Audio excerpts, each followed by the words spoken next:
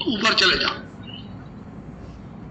और अब मतलब यह कि आप बंधन पड़ गया, तो जब बंधन पड़ा तो फिर आप बंधे। अब यह है कि उसने ये कहा कि देखो भाई, अच्छा बुरा जो भी करोगे, हमने वो लिखते लिए योनि बनाई, 4 खाने सेंट्रल जेल खाने बना दिए, 4 खानों के, अंडज पिंडज उपमज अस्थावर, ये 4 बड़े जेल खाने, और छोटे छोटे जेल खाने 84 लक्ष्य, ये मैंने जेल खाने बनाए। तो मैं इसमें बंद करूंगा। अगर तुम ये काम खराब करोगे, ये तो हम बंद करेंगे इसको। इसलिए महात्मा घूमते रहेंगे, बताएंगे सब जगह, ये देखो ये अच्छा है, ये बुरा है, इस बुरे काम को मत करना, अच्छे काम को करना, ये अच्छा बुरा। तो आप लोग सचेत और होशियार रहते थे कि मैं बुरा काम नहीं करना, सब अच्छा करना। फिर उस अच्छे करने से मन बुद्धि और चित्त जब पवित्र निर्मल रहता था, तब ये कहा था कि भाई महात्माओं के पास चले जाना, वहां से तुमको रास्ता मिल जाएगा।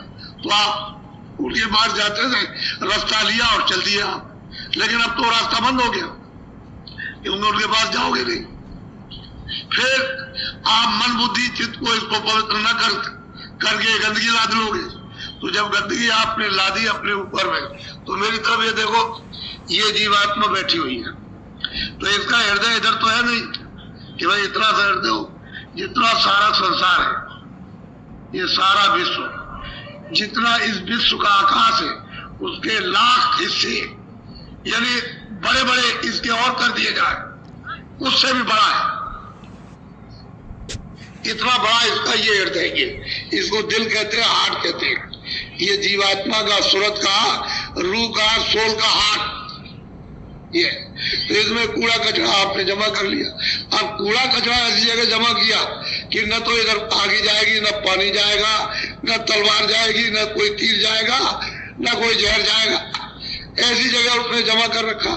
और आप ये सोच रहे हो कि शायद हो सकता है, शायद हमारा पाप धुल गया होगा। ऐसे धुलने वाला कहाँ?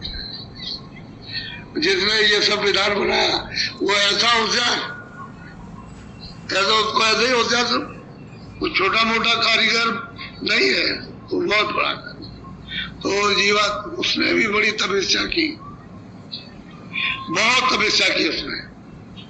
तपस्या करते करते तब सत्पुरुष प्रसन्न हुए। तभी तो मतलब प्रसन्न होकर के ये जीवों का भंडार मांग लिया कि हमको दे दीजिए, हम रचना रचेंगे, रचना रचेंगे।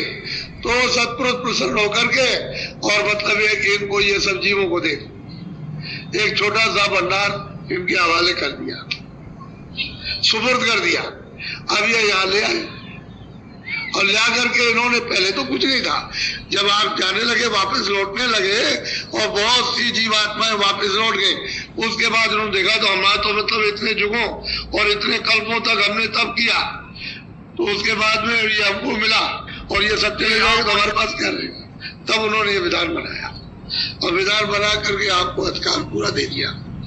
वो आप जा सकते हो, लेकिन ईश्वर उनके पास नहीं जा सकते, उस प्रभु के पास ईश्वर नहीं पहुंच सकते, और आप जा सकते हो।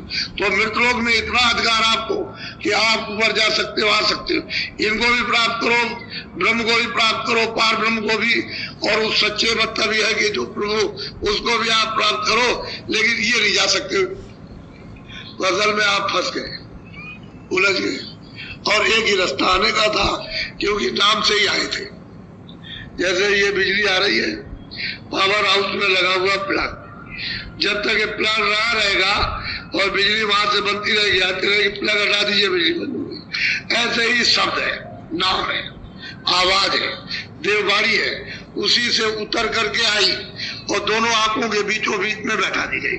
तो ये डोरी पकड़े हुए थी, तभी तो आती थी जाती थी, फौरन चढ़ गई, फौरन उतर आई, फौरन चढ़ गई, फौरन उतर आई। यानी इतनी देर नहीं लगती थी, इतनी भी देर, ऐसे चढ़ गई, ऐसे उतर आई, चढ़ गई, उतर आई। सब देखती गई, सब देखती आई, सुनती गई, सुनती आई। लेकिन अब तो मतलब यह है कि आपने जब गंदगी को जमा किया, इस मतलब यह है कि आकाश में, इस हृदय में, तो ये कूड़ा कचरा जब जमा हो गया तो सब आकाश में मैला हो गया, गंदा हो गया। जब गंदा हो गया तो आपकी आंख, आपके कान, दिव्य आंख, दिव्य कान, दिव्य नाक बंद हो गई, तो डोरी छूट गई। और नाम की, शब्द की, आवाज की, देववाणी की डोरी छूट गई। अब ये जीवात्मा अंधेरे में गिर गई। बस यही है। अब जब से आप गिरे अंधेरे में, अभी तक आप उजाले में खड़े नहीं हुए और वापस लौट के घर में नहीं गए। आप परदेश में रहते हो, जलम है मरण है, जलम मरण है, जलम है मरण, यही हो रहा।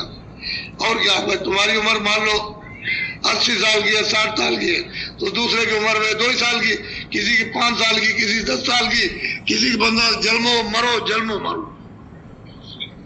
तो ये स्थान जो है मृतलोक है, ये आपका किसी